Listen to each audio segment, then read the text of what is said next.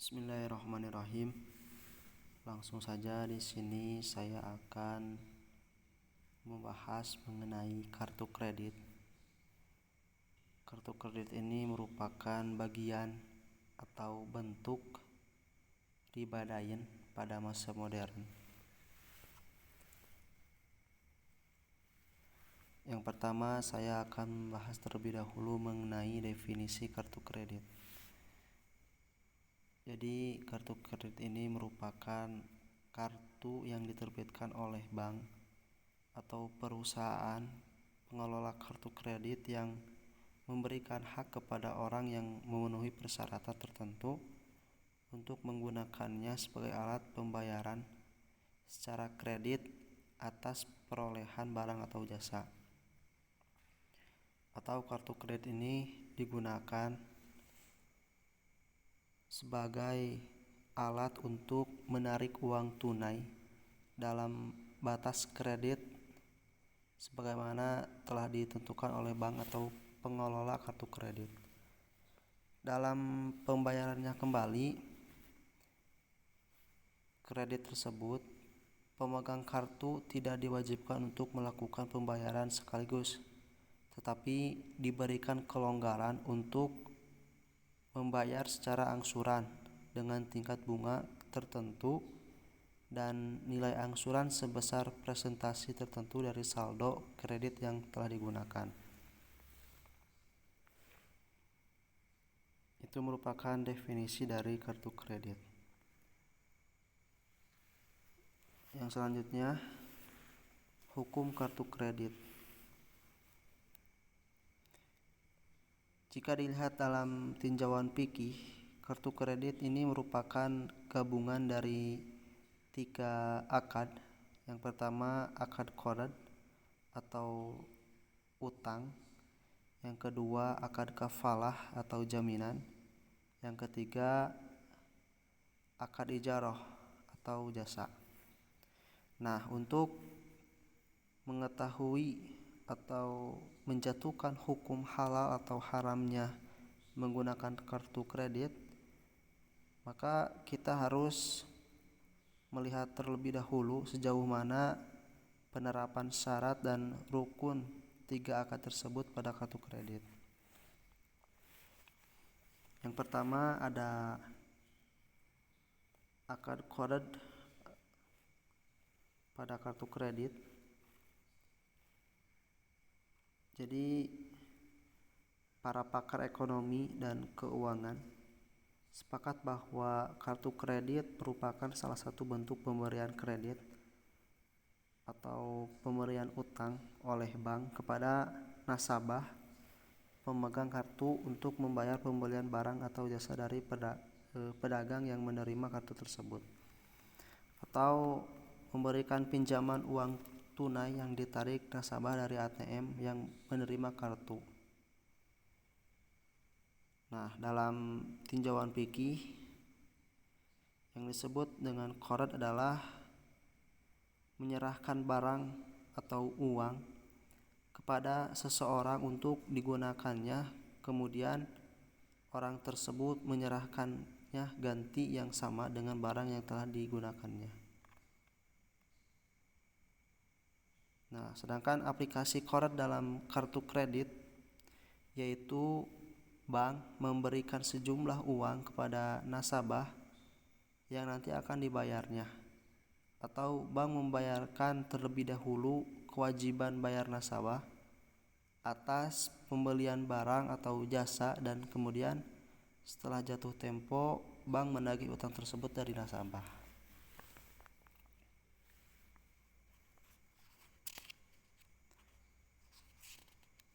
Yang kedua ada akad kafalah. Jadi kafalah di sini adalah penjaminan yang diberikan oleh penanggung kepada pihak ketiga untuk memenuhi kewajiban pihak yang kedua atau yang ditanggung. Dalam Kartu kredit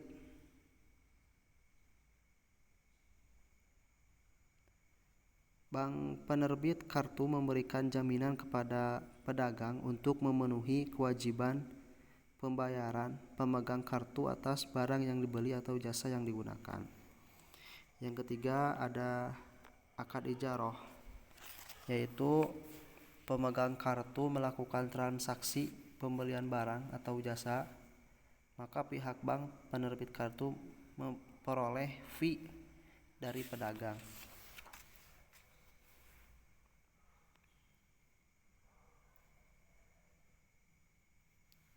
Selanjutnya mengenai hukum-hukum qard pada kartu kredit. Yang pertama ada iuran keanggotaan atau membership fee. Yang kedua ada bunga pembayaran angsuran. Yang ketiga ada denda keterlambatan.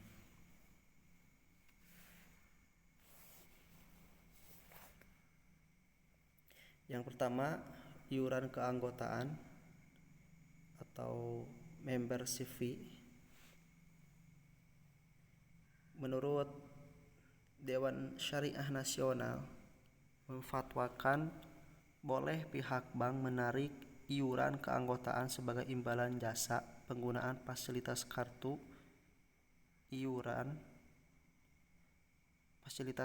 atau pada saat nasabah melakukan penarikan uang tunai, dengan syarat biaya yang diberikan oleh bank hanya sebatas biaya administrasi tanpa mengambil laba sedikit pun.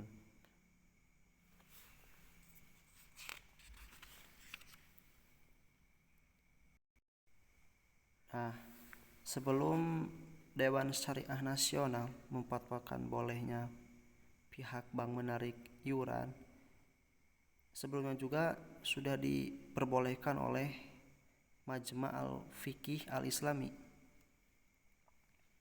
pada tahun 1986 dalam muktamar yang ketiga yang telah memfatwakan bolehnya mengambil imbalan atas jasa fasilitas yang diberikan oleh kreditur dengan syarat hanya sebatas biaya administrasi. Nah, fatwa tersebut berdasarkan penjelasan para ahli fikih terdahulu bahwa jika seseorang berucap kepada orang lain, carikan aku pinjaman 100 dinar dan jika engkau mendapatkannya akan aku berikan untukmu 10 dinar.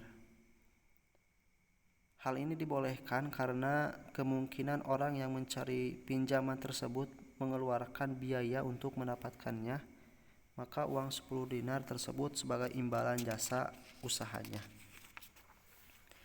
Nah, jika kita dikaitkan dengan kartu kredit, bahwa pihak yang memberikan kredit juga mengeluarkan biaya operasional untuk penerbitan dan fasilitas kartu serta membayar iuran ke penyelenggara kartu kredit yaitu Visa atau Mastercard. Dalam hal ini bank penerbit kartu kredit tidak boleh menarik laba sedikit pun dari biaya administrasi karena laba ini termasuk riba yang diharamkan, yaitu mengambil keuntungan dari akad qard. Yang kedua ada bunga pembayaran angsuran.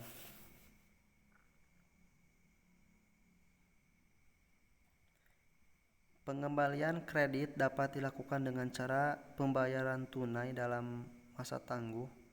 Pada umumnya tidak dikenakan bunga jika pelunasannya tidak melewati masa tangguh. Juga bisa dibayar dengan cara angsuran sebesar persentase tertentu. Biasanya berkisar antara 10-30% dari saldo kredit yang telah digunakan dengan tingkat bunga tertentu. Biasanya 1,59%, 1,75% atau 1,95% per bulan dari jumlah kredit. Bunga pembayaran angsuran ini jelas-jelas hukumnya adalah riba yang diharamkan, yaitu menambah jumlah utang karena bertambahnya waktu angsuran pembayaran. Hal ini sama dengan perkataan orang jahiliyah. Perkataannya seperti ini: tambah tempo waktu pembayaran utangku, dan aku akan menambah jumlah pembayaran utang. Yang ketiga, ada denda keterlambatan. Jadi pemegang kartu yang terlambat melunasi pengembalian kredit dari tempo tenggang waktu yang diberikan bank akan dikenakan denda keterlambatan dalam jumlah tertentu, biasanya 2,5% dari saldo kredit yang telah digunakan plus bunga angsuran. Misalnya, A, pemegang kartu kredit bank B, terlambat melunasi kredit yang telah digunakan sebanyak 33 juta rupiah.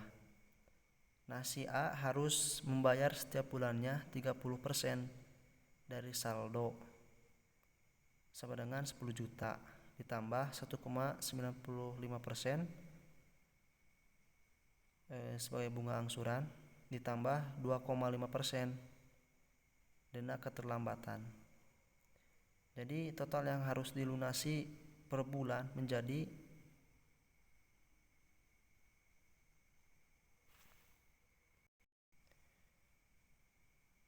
10.345.000.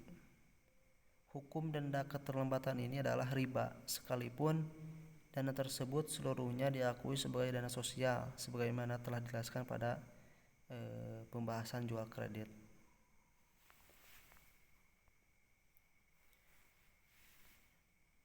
Yang selanjutnya, akad kafalah pada kartu kredit. Jadi kafalah ini seperti yang tadi sudah dijelaskan adalah akad penjaminan yang diberikan oleh penanggung kepada pihak ketiga untuk memenuhi kewajiban pihak kedua atau yang ditanggung. Dalam kartu kredit, bank penerbit kartu memberikan jaminan kepada pedagang untuk memenuhi kewajiban pembayaran pemegang kartu atas barang yang dibeli atau jasa yang digunakan.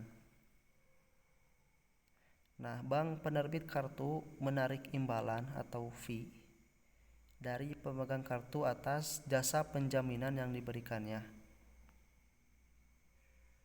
Nah, imbalan atas jasa kafalah ini dibolehkan oleh Dewan Syariah Nasional dalam beberapa fatwanya. Yang pertama, fatwa nomor 11 DSN MUI nomor 4 tahun 2000 tentang kafalah yang berbunyi, ketentuan umum kafalah: dalam akad kafalah, penjaminan dapat menerima imbalan atau fee sepanjang tidak memberatkan. Yang kedua, fatwa nomor 54 DSN MUI nomor 10 tahun 2006 tentang syariah kar yang berbunyi, akad yang digunakan dalam syariah kar adalah kafalah. Dalam hal ini penerbit kartu adalah penjamin bagi pemegang kartu terhadap merchant atau pedagang atas semua kewajiban bayar yang timbul dari transaksi antara pemegang kartu dengan merchant atau penarikan tunai dari selain bank atau ATM bank kartu penerbit kartu. Atas pemberian kafalah, penerbit kartu dapat menerima fee atau ujroh kafalah. Yang ketiga, fatwa nomor 57 DSN MUI nomor 5 tahun 2007 tentang letter of credit dengan akad kafalah bil ujroh yang berbunyi, akad kafalah bil ujroh adalah transaksi perdagangan ekspor impor yang menggunakan jasa LKS. Berdasarkan akad kafalah dan atas jasa tersebut, LKS memperoleh free atau ujroh. Nah, 3 fatwa Dewan Syariah Nasional ini semuanya membolehkan memperoleh ujroh atau fee atas jasa kafalah. Hal ini sangat kontroversial sekali karena tidak seorang pun dari para ulama mazhab yang membolehkan perolehan ujroh atas jasa kafalah.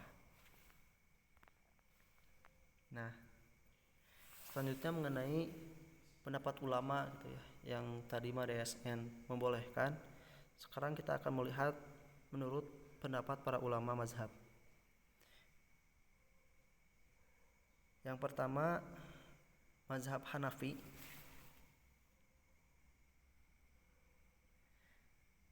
Dalam Ibnu Nujaim, ia berkata, seseorang melakukan akad kafalah terhadap orang lain dan menerima imbalan dari orang yang dijamin. Akad ini memiliki 2 bentuk. Yang pertama, imbalan tidak disebutkan atau disyaratkan dalam akad, maka hukum imbalannya tidak sah namun akadnya tetap sah. Yang kedua, imbalan disebutkan atau diisyaratkan dalam akad, maka imbalan dan akad kafalahnya tidak sah. Yang kedua, pendapat ulama mazhab Maliki. Nah, menurut mereka akad kafalah dengan imbalan tidak sah atau fasad tanpa membedakan imbalan yang disyaratkan pada saat akad ataupun tidak. Yang ketiga, mazhab Syafi'i. Para fuqaha dalam mazhab Syafi'i ini juga sama dengan pendapat yang sebelumnya, yaitu mazhab Hanafi. Bila imbalan disebutkan dalam akad, maka imbalan dan akad kafalah tidak sah. Tapi bila tidak disyaratkan dan diberikan dengan sukarela, maka akad kafalahnya sah namun imbalannya tidak sah. Yang keempat, pendapat ulama mazhab Hanbali. Para ahli fikih dalam mazhab Hanbali pun sama. Mereka tidak membolehkan menerima imbalan dari akad kafalah secara mutlak, baik diisyaratkan ataupun tidak diisyaratkan.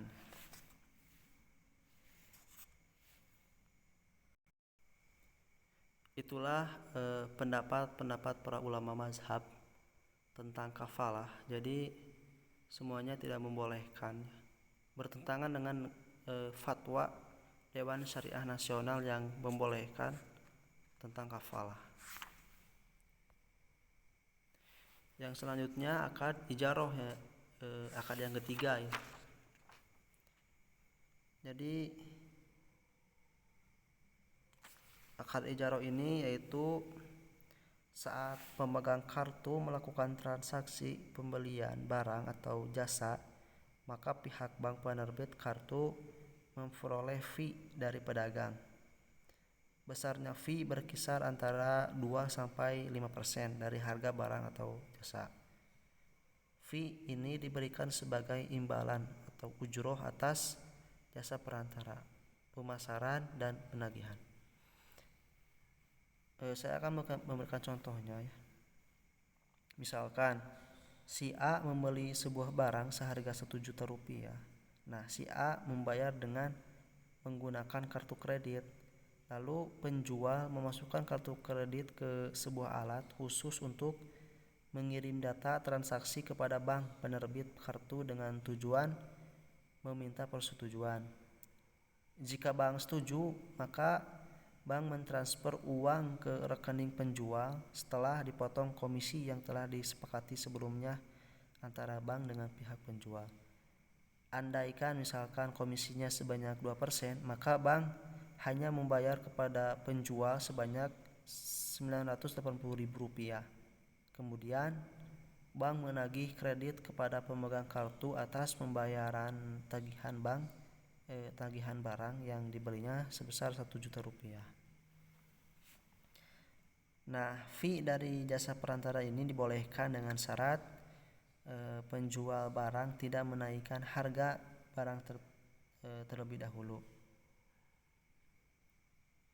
Nah, hukum bolehnya bank penerbit kartu menerima fee dari pedagang merupakan keputusan Muktamar Majma' Al-Fiqh Al-Islami nomor 108 tahun 2000. Disebutkan bank penerbit kartu boleh memperoleh fee dari pedagang yang menerima pembayaran menggunakan kartu kredit. Dan Dewan Syariah Nasional pun dalam fatwa nomor 54 tahun 2006 tentang syariah kar menfatwakan penerbit kartu boleh menerima fee yang diambil dari harga objek transaksi atau pelayanan sebagai upah atau imbalan atau ujroh atas perantara, pemasaran, dan penagihan. Nah, persyaratan fee yang dibolehkan bahwa pedagang tidak menaikkan harga barang terlebih dahulu. Karena jika pedagang menaikkan harga terlebih dahulu, berarti fee untuk bank penerbit kartu dibayar oleh pemegang kartu. Maka ketika pemegang kartu mengembalikan kredit, berarti ia mengembalikan utang berlebih ditambah fee pada saat pembayaran. Ini jelas ya, termasuk riba.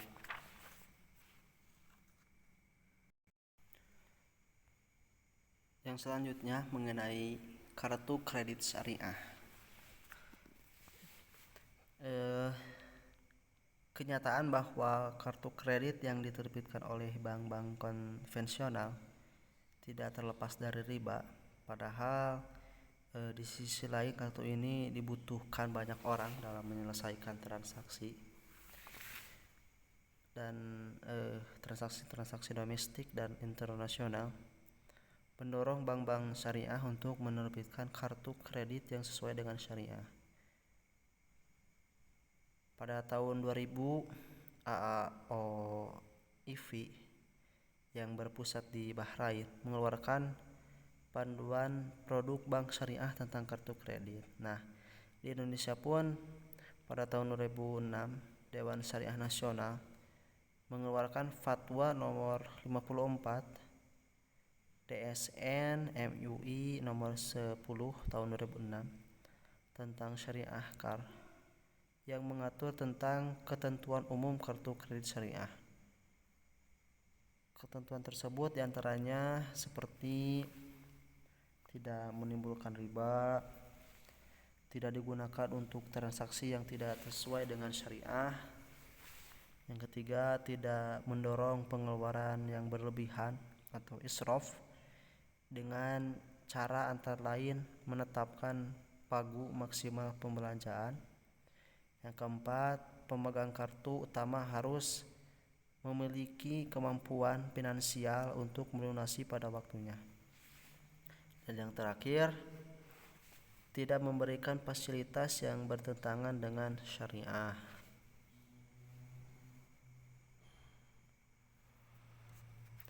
Yang selanjutnya mengenai surat-surat berharga. Nah, surat-surat berharga ini pun termasuk bentuk atau macam riba dain pada zaman modern. Yang disebut dengan surat berharga yaitu surat bernilai uang yang dapat diperjualbelikan atau digunakan sebagai agunan. Nah, macam-macamnya banyak ya. Tapi di sini saya hanya mencantumkan 3 saja mengenai macam-macam surat berharga. Yang pertama ada saham istimewa. Yang kedua ada obligasi atau bond. Yang ketiga ada surat perbendaharaan negara. Yang pertama saham istimewa. Saham atau stok adalah surat bukti kepemilikan atau bagian modal suatu perseroan terbatas yang dapat diperjualbelikan baik di dalam maupun di luar pasar modal yang merupakan klaim atas penghasilan dan aktiva perusahaan. Secara umum, perusahaan yang bergerak di bidang halal boleh hukumnya menerbitkan saham untuk mengumpulkan modalnya.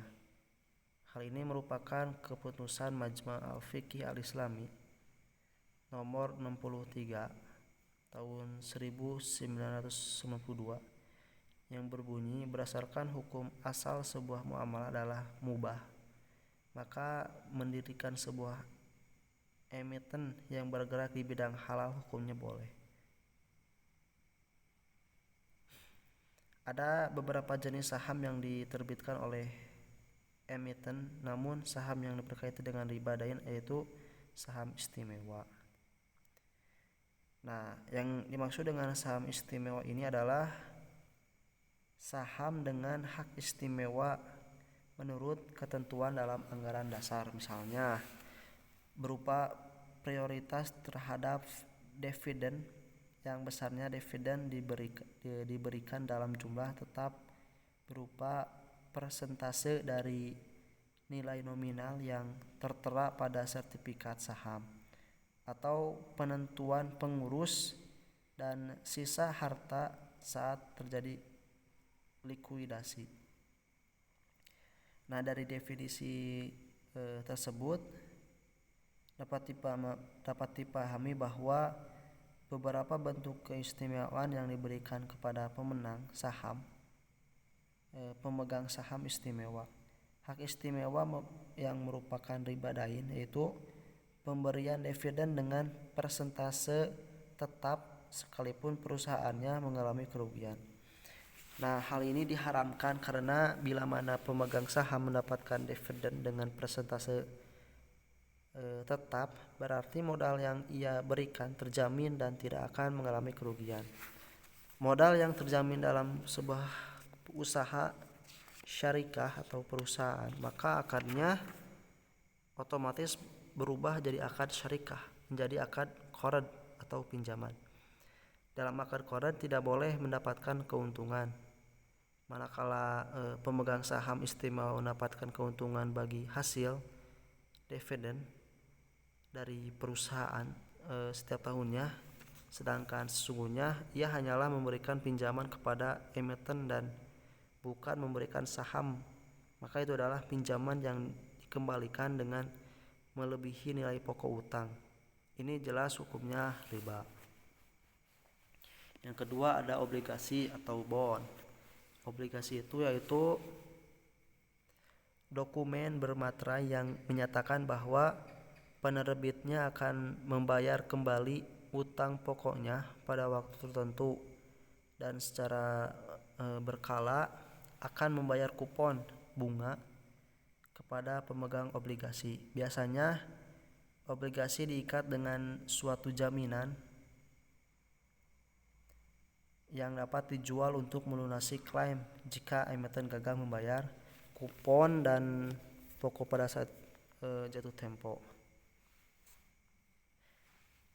Nah, sebuah perusahaan menerbitkan obligasi karena perusahaan tersebut membutuhkan modal tambahan untuk mengembangkan usahanya, tetapi perusahaan tidak ingin berbuat saham baru serta menjualnya di bursa saham dengan tujuan agar bagian pemilik perusahaan tidak berkurang. Oleh karena itu, perusahaan mencari kredit dengan cara menerbitkan obligasi dengan nilai yang sama.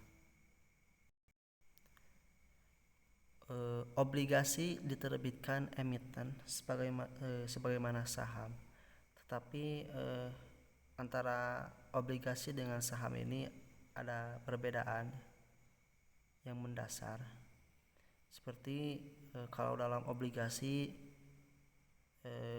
itu merupakan hutang pihak perusahaan dan pemilik obligasi sebagai kreditur, sedangkan saham adalah ikut ambil bagian dalam modal perusahaan dan pemegangnya adalah sebagai pemilik perusahaan. Kalau dalam obligasi pemegangnya mendapat bunga yang tetap baik perusahaan tersebut untung atau rugi, sedangkan dalam saham pemegang saham mungkin untung dan mungkin rugi. Kalau dalam obligasi saat terjadi likuidasi perusahaan, pemegang obligasi mendapat prioritas untuk menarik nilai obligasi. Sedangkan kalau dalam saham, pemegang saham tidak dapat menarik nilai sahamnya kecuali setelah pelunasan nilai obligasi dan pelunasan hutang. Kalau dalam obligasi, pemegang obligasi tidak berhak hadir dalam rapat umum perusahaan, tidak mempunyai hak suara dan hak mengelola perusahaan. Sedangkan dalam saham, pemegang saham yang berhak hadir dalam rapat umum memiliki hak suara dan hak mengelola perusahaan. Perbedaan yang terakhir, dalam obligasi, pemegang obligasi tidak berhak menarik nilai obligasinya saat waktu yang ditentukan berakhir. Sedangkan dalam saham, pemegang saham tidak bisa menarik nilai sahamnya selagi perusahaan berjalan, tetapi dia bisa menjualnya. Nah, dari gambaran perbedaan yang sudah disebutkan, jelas bahwa obligasi bukanlah saham, maka hukumnya berbeda dengan saham.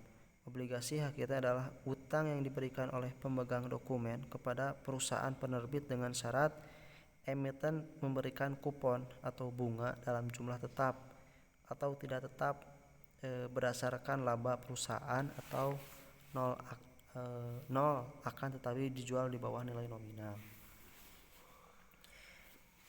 Bila telah diketahui bahwa obligasi adalah pinjaman yang mendapatkan bunga dan pinjaman yang berbunga disepakati oleh para ulama adalah riba yang diharamkan, sesuai dengan kaidah fikih yang menyatakan kullu qardin jarra manfaatan fahuwa riba. Setiap pinjaman yang memberikan keuntungan bagi pemberi pinjaman adalah riba. Yang terakhir adalah surat perbendaharaan negara.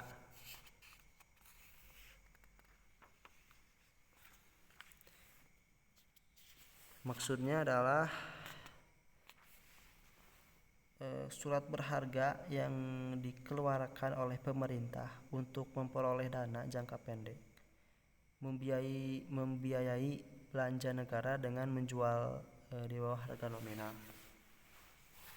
Surat ini dilelang oleh bank sentral dan biasanya dibeli oleh lembaga-lembaga keuangan besar seperti bank, asuransi, dan institusi keuangan lainnya. Penerbit surat ini tidak memberikan kupon atau bunga berkala kepada pemegangnya, akan tetapi dijual di bawah harga nominal yang tertera pada surat.